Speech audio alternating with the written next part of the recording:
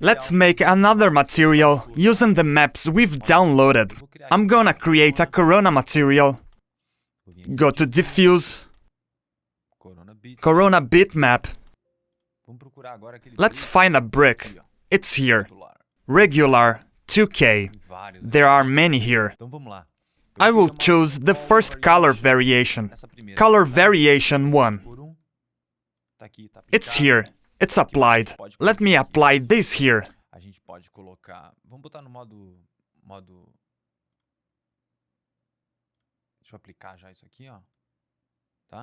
We can use slate mode to create it.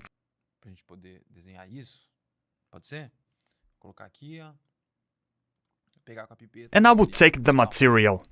We already have diffuse. I want another Corona bitmap that's going to be ambient occlusion. And we will make diffuse with ambient occlusion. So I'll delete this one. I need a Corona mix. I will put this one in Corona bottom. Put this one on top. Then link it to diffuse and use multiple. Cool. What else? Corona bitmap. Now, I'm gonna add glossiness. I'm gonna link glossiness to reflect gloss. But we need to set reflection to 1. I'm gonna add reflection from Corona bitmap. We link it to the reflect. But remember to invert in output.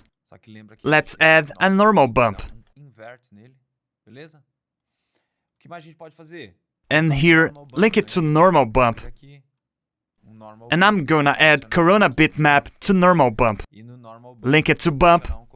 And I will add Corona bitmap to normal bump, which will be our normal.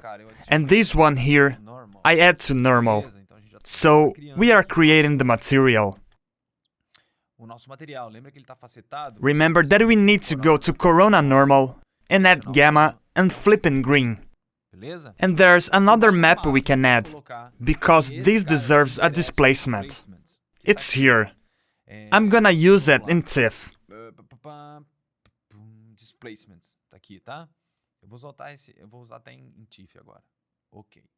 Displacement links to displacement.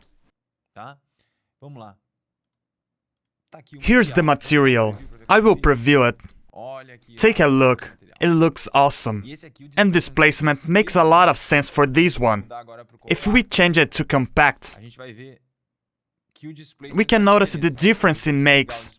If I turn it off right here, I will turn it off right here. It's off. Let's check it out. I will save it. I will stop it and turn it on. Let's see the difference. Stop and history with displacement and without displacement. Take a look.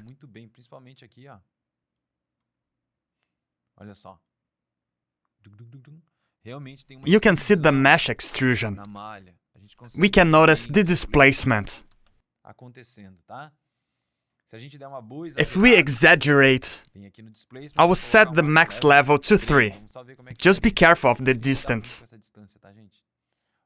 Look, it is 3 centimeters extruded. It deforms. Maybe the ideal size is 0.5. It's a good size. Alright, now we created the material using all the maps there. Using all the maps that were available. And displacement makes a lot of difference. Just remember that you have to be careful with displacement. And use it when it's absolutely necessary.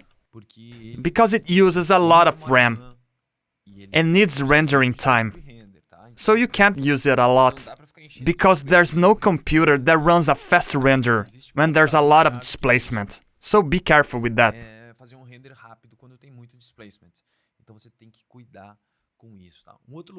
Another place you can turn the displacement off is inside rendering. If you created your material using displacement, but want to do a few tests, go to Common and turn it off. Because even if there are displacements in all materials, when you render it, you can see them without displacement. Because sometimes, when you create the material, the computer freezes. The first test you can do is to turn the displacement off. Maybe you don't have to turn the rest of the material off, and the render is going to work. Another thing you may see is right here, performance. There's displacement, and screen size in pixels is how much resolution it's gonna use. If you set to 5, rendering is going to be faster. But it won't to be that precise. If you notice, there are some flaws here. It's very gross, because it's using only 5 pixels to make extrusion. Now, if you set to 1, it's going to be way more precise, real, and beautiful. But it will take longer and use more RAM. You must know that you can change the displacement resolution here. And you can turn it on and off in the entire scene. And here, you turn it on and off in your own material. That was a brick. But I still want to show you how to create a few variations. Let's go to the next lesson.